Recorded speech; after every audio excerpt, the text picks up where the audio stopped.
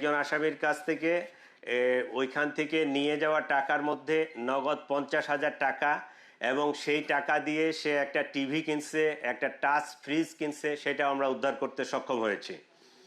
কাউরান বাজারস্থ প্রথমে প্রথম আলোর অফিস, পরবর্তীতে ডেইলি স্টারের অফিস ভাঙচুর, অগ্নিসংযোগ, ভ্যান্ডালিজম, লুটপাট ইত্যাদি চালায়, যেটা অনাকাঙ্ক্ষিত, অনভিপ্রেত। এটা আমরা কখনোই কাম্য করি না।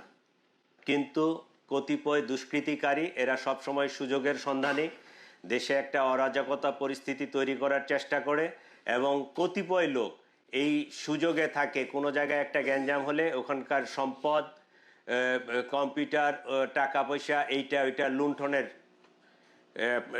ইচ্ছায় তারা, অভিপ্রায়ে তারা ওখানে চলে যায়। আমাদের পুলিশ, সেনাবাহিনী সর্বোচ্চ চেষ্টা করেও তাদেরকে নিবৃত্ত করা যায়নি। এমনকি তারা ফায়ার সার্ভিসের গাড়িগুলো আসতে দেয়নি, রাস্তায় প্রতিবন্ধকতা করে ফায়ার সার্ভিসের গাড়িগুলো আটকায় রাখছিল।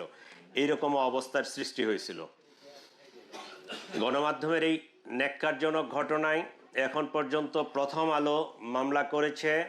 ডেইলি স্টারের মামলাটা প্রক্রিয়াধীন, কারণ তাদের কি পরিমাণ ক্ষয়ক্ষতি হয়েছে তারা এটা নির্ধারণ করতেছে। তাদের অফিসিয়ালি এটা নির্ধারণ করার পরেই তারা মামলাটা করবে, যে তাদের টোটাল আসলে কি কি খোয়া গেছে, কত টাকার ক্ষয়ক্ষতি হয়েছে, এই ফিগারটা তারা ফিগার আউট করতেছে।